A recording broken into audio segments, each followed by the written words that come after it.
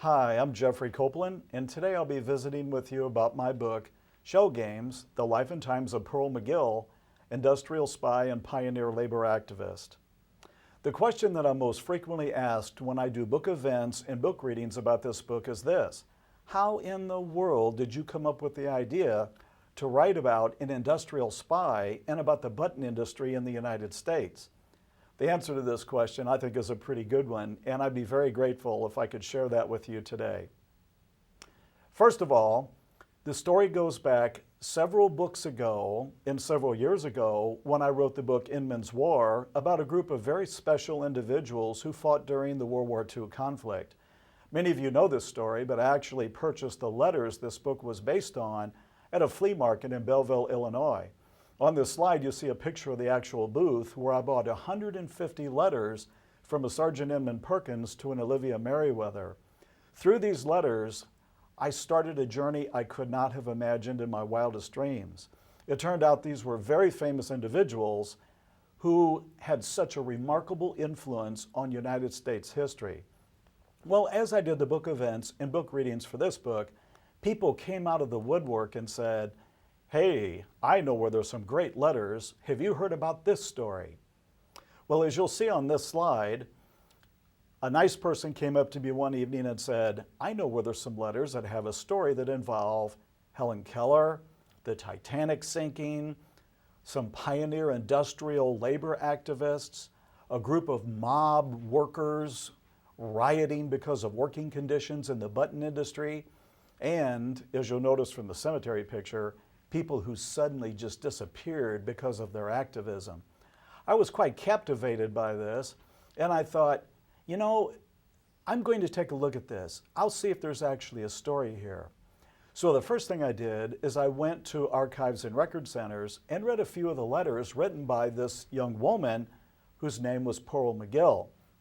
After looking at the letters, I thought this was an incredible human being, especially given the fact that she was 16 years old when she started this work. So I read some of the letters and I wanted to know more about her. So I went to Muscatine, Iowa, where she had her first foray into her work as an industrial spy. This is a picture of the Mississippi River along Muscatine. One of the things I discovered when I arrived there is this is a geographic anomaly. This is one of only a few places along the full length of the Mississippi River where the river runs east and west. So the river comes down from the north, makes a hard right, goes through Muscatine, makes a hard left, and drops back south again. This is important because the shift in the river allowed the currents to form these massive beds of shells that would be used in the manufacture of buttons. So I walked the riverbanks literally up and down both sides, Iowa and Illinois, trying to get a feel for Pearl McGill and what she went through. While I was in Muscatine, I also went to the Muscatine Industry and History Museum. And if you have not been there before, this is really a very wonderful destination vacation as far as United States history is concerned. They have actually done on the inside of this museum a recreation of what the original clamming camps look like, the original button industry factories look like, and all of the artifacts associated with this part of our history are housed there. It's a wonderful place to visit. While I was there, I mentioned to them about my project and said, well, at this point, I'm trying to find out more about Pearl McGill. Do you have any information for me? And they said, and it just shocked me tremendously, well, how would you like to speak to her niece? You could have knocked me over with a feather. Her niece, Mrs. Jean Burns, still lives locally. They gave me directions to her home. I went out to visit with her, and through Miss Jean Burns, I was able to get copies of the letters written by Pearl McGill during the time she was involved in her activism. She provided me with artifacts of the era, so many I could not have put them all into a giant suitcase. And she was able to give me stories about the family as well and Pearl's life that I didn't have before. So I already felt I had a pretty good handle on Pearl, but I needed to learn about buttons and the button industry because Pearl McGill worked in the button industry first, later in the textile industry, the furniture industry, the garment manufacturing industry, but it was really the first part. Her role in the very beginnings of labor unions in the United States that fascinated me, and this was while she was working in the button industry. So I went back to Muscatine on another visit. This is a picture of what's called the clamming statue down by the Mississippi River. It shows an individual holding up two clamming rakes, which was one method of retrieving shells from the bottom of the river, shells which then would be drilled to create the blanks, which would turn into the buttons. While I was down by the statue, I encountered a group of about 24 older retired gentlemen sitting in lawn chairs telling stories. I walked up to them and said, "Hi, I'm Jeff Copeland. I'm doing this story." And before I had any other words out of my mouth, the gentlemen shocked me completely. All of them had worked in the button industry, and all were so happy to share with me their stories of what the industry was like, in button manufacturing in particular. A bonanza for any writer. Then I discovered, after doing a little research, we have a National Button Society in America with branches of it in every corner of this country, an entire network of clubs and organizations dedicated to preserving the history of buttons and button making.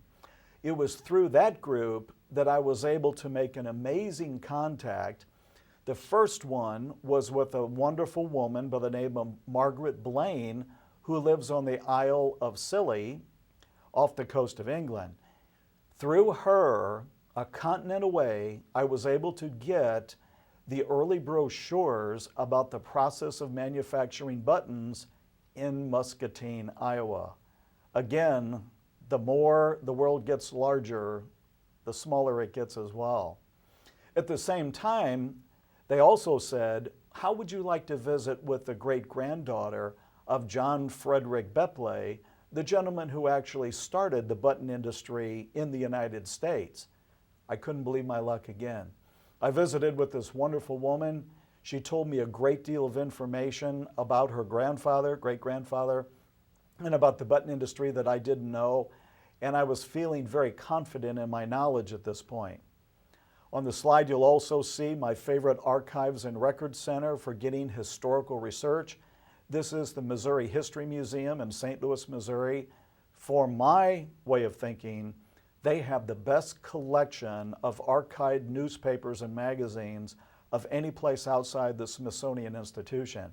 I was able to verify facts, to get more information about the time period, and to get ready to begin writing a story that I could not have imagined up front. At every point on my journey, however, everything started pointing back to this gentleman, John Frederick Boepple. Very quickly, his role in all of this is absolutely amazing. He was a German immigrant who came to America in the 1880s because he heard of these amazing shell beds along the Mississippi River where he could actually start a button industry in America. As legend has it, he was out walking in the shallow waters of the Mississippi just to the east of Muscatine when he stepped on a shell, cut his foot, and found what would become the first of the shell beds that actually formed the industry that would become, are you ready for this? The pearl button capital of the world. Not just the United States, but of the world itself. Now, more about John Frederick Boepple in a minute, but at this juncture, finding information about the man who started the industry was just an absolute bonanza. I also discovered at this time that there were several dangers inherent in the button industry. One of these was the fact that the machines were powered by steam or powered manually, and they were so dangerous, many of the workers literally lost their fingers. Now, the early danger sign in the button industry is what you see here on the screen. It was known as the finger jar. When people would lose fingers, they would be put into mason jars full of alcohol. They would be set at various places around the plants. And this was the early version of the danger sign. This was the caution that said, if you're not careful, this is going to happen to you. And this is just one example of the dangers I uncovered as I started looking at the industry. And then I started to understand why Pearl McGill wanted to help the individuals in the industry. I also found out as I did my research something that I did not know before. It took, on average, 31 sets of hands to make a button. From the time a clamshell was taken from the Mississippi River until a finished button was produced in one of the factories, 31 different sets of hands handled the material. On this slide you'll see in the top, you'll see going from left to right first, the clammers, those who were dedicated to getting the clams out of the river and taking them to the factories. You'll see a woman sitting at a button blank cutting machine. Down on the bottom left, you'll see a group of men who are then facing the buttons, and I'll talk more about that in just a minute. And on the right, you'll see what the machines were powered by, the belts that were driven by steam at that time. These factories, these places of industry were not safe. I also discovered they had a major problem as they began the industry, what to do with the shells after they made the buttons. Muscatine, Iowa ended up with piles of shells exactly like this on virtually every street corner because they didn't know what to do with the excess. True, they ground some up and used them to pave roads.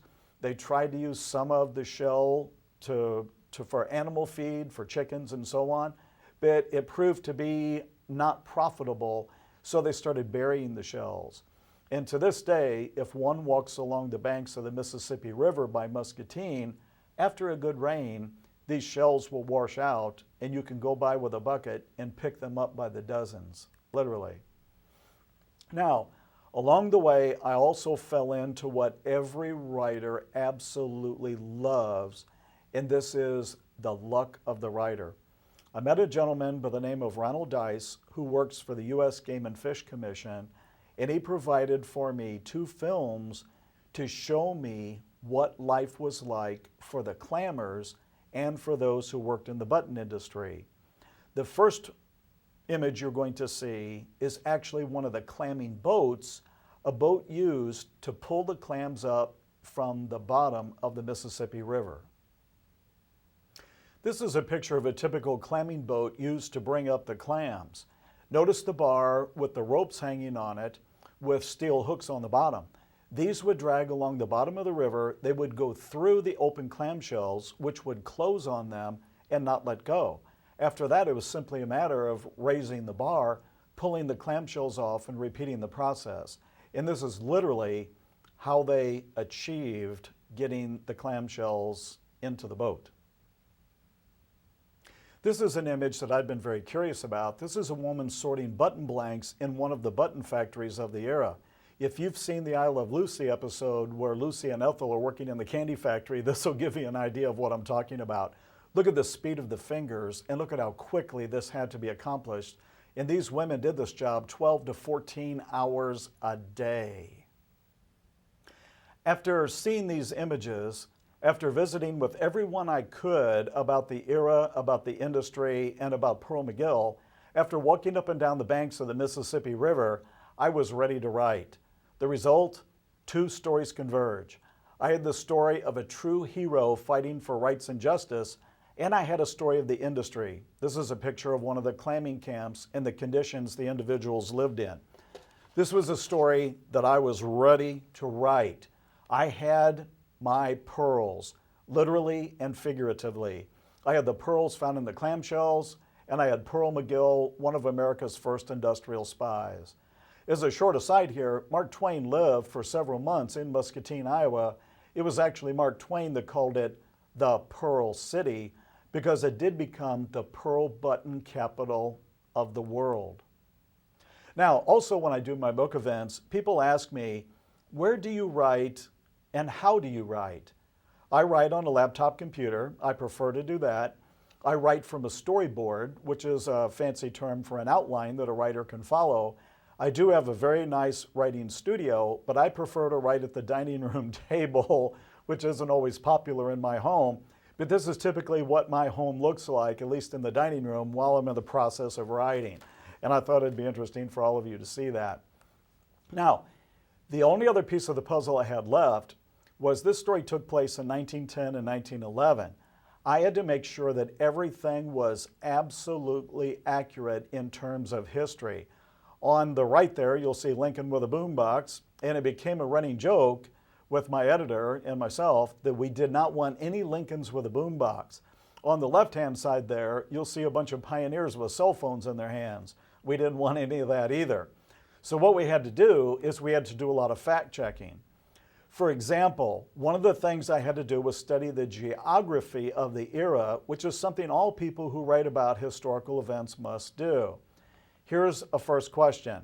Roughly how long would it have taken the main characters to travel from Muscatine to Phoenix, Arizona in 1910, a distance of nearly 2,000 miles?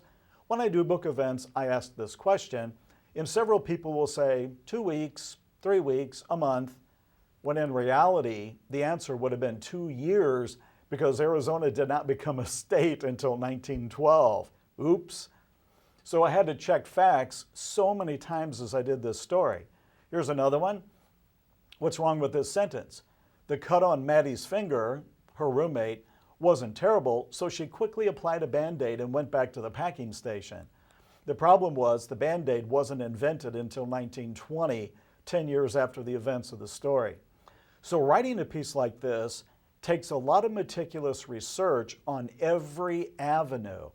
It requires the writer to consider not just the people involved, but what life and society happened to be like at the time as well.